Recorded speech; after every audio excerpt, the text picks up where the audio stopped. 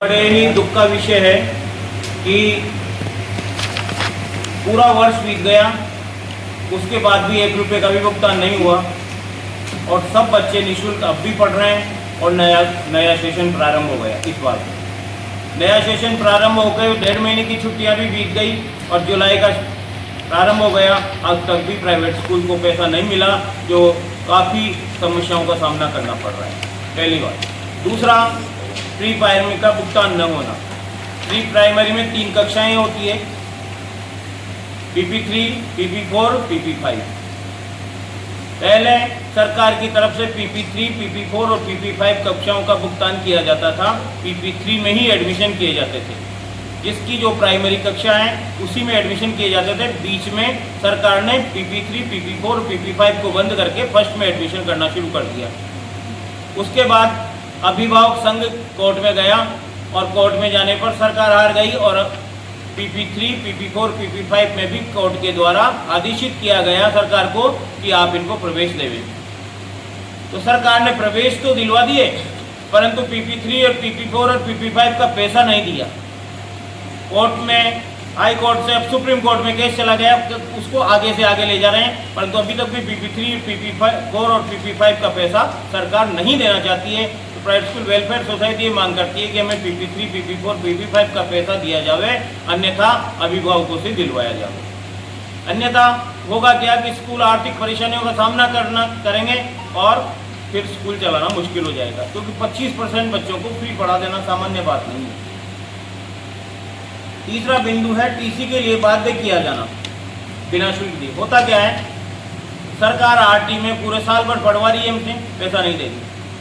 इसके अतिरिक्त 75% जो बच्चे हैं उनका भी पैसा चढ़ जाता है, क्योंकि हम फीस मांगते हैं, वो कहते हैं अगले महीने करते करते पूरा वर्ष बीत जाता है।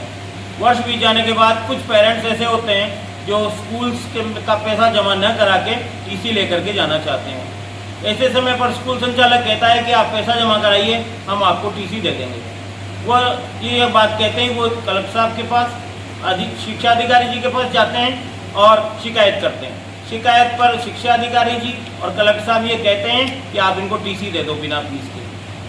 तो बिना फीस के टीसी दिया जाना संभव नहीं है, इसलिए सरकार से ये मांग की जाती है कि प्राइवेट स्कूल्स की फीस चुकाकर ही टीसी जारी करने के आदेश दिए जाएं।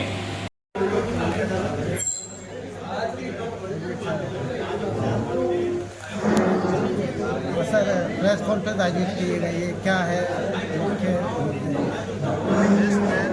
मूल रूप से जो प्राइवेट स्कूल के खिलाफ जो समस्याएं आ रही है, जिस प्रकार से आरटी का भुगतान न करना समय पर और काफ़ी लंबित चल रहा है, साथ में बार बार इंस्पेक्शन किए जाते हैं, उससे क्या कहते हैं प्राइवेट स्कूल की कमर टूटी हुई है और समय पर भुगतान नहीं होने की वजह से न तो भवन का किराया जा पा रहा है और न समय पर तनख्वाह दी जा पा रही है।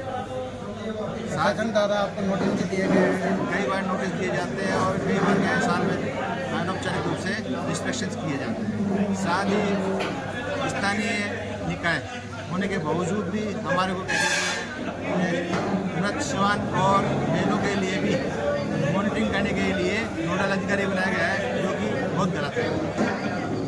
भवन निर्माण स्वीकृति को लेकर के आप भवन निर्माण स्वीकृति में जो अन्य स्टेट्स का मॉडल है उसको फॉलो किया जाए। गुजरात मॉडल में केवल मात्र संस्था प्रधान से शपथ पत्र लेकर और भवन सुरक्षा का किया जाता है, क्योंकि राजस्थान में PWD भी यही काम कर रही है। वो हमारे शपथ पत्र के आधार पर हमें भवन सुरक्षा प्रमाण पत्र जारी करना है, उसमें लायबल संस्था प्रधान ही है। जिले में कितने विद्यालय जिनका भुगतान रखा हुआ? ऑलमोस्ट सभी विद्यालयों का भुगतान पेंडिंग है। पहले ज़्यादा था, उससे भी कम कर दिया गया है, जबकि एक्ट में लिखा हुआ है कि 10% वृद्धि के अनुसार यूनिट कॉस्ट को आप निर्धारित करेंगे। तो उसमें हमें भी 13,737 रुपये दिए जा रहे हैं, जो कि स्कूलों के सही रूप से संचालन के लिए कम है, तो इसको बढ़ाया जाए। आज में जारी नीति आयोग की रिपोर्ट का भी आपने हवाला दिया है क्या? जी बिल्कुल, नीति आयोग की रिपोर्ट है। नीति आयोग का कहना है कि पिछले 10 वर्षों में एक सर्वे किया गया जिसमें 90,000 सरकारी विद्यालयों को सरकार द्वारा ही बंद कर दिया गया। एक तरफ तो सरकार कहती है कि शिक्षा, प्रत्येक बच्चे के लिए शिक्षा अनिवार्य है, ये उसका अधिकार है। दूसरी तरफ सरकार कुछ सरकारी स्कूलें बंद कर रही है। दूसरा, नीति आयोग की एक और रिपोर्ट कहती है कि 98,592 सरकारी विद्यालयों में, जितने भी लगभग 1 लाख विद्यालय हैं पूरे देश के, उसमें लड़कियों के लिए टॉयलेट की व्यवस्था नहीं है। जबकि सरकार के आंकड़े ये है कि घर घर में टॉयलेट, स्कूल ही नहीं, घर घर में टॉयलेट की व्यवस्था सरकार एक तरफ तो बताती है, दूसरी तरफ 1 लाख स्कूलों में लड़कियों के लिए टॉयलेट की व्यवस्था नहीं है। एक और नीति आयोग का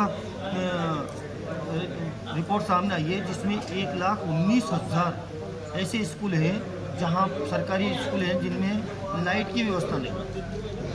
वो उनके अंदर जब इस भीषण गर्मी में देखा जाए कि वहाँ लाइट की व्यवस्था नहीं है तो पंखे कैसे चलते होंगे या इन स्कूलों का क्या हाल होगा। एक और नीति आयोग की रिपोर्ट है जिसमें 1,04,125 ऐसे विद्यालय हैं, ऐसे सरकारी विद्यालय हैं 1,04,125 जिसमें सिर्फ एक अध्यापक है। एक टीचर के भरोसे 1 लाख के लमसम इस देश में स्कूल चल रहे हैं जहाँ पर उसको सारी सुविधाएं उसी को देनी है, उसी को विद्यालय का संचालन करना है, उसी को विद्यालय में बच्चों को पढ़ाना है, उसी में विद्यालय को मिड डे मील प्रोवाइड कराना है।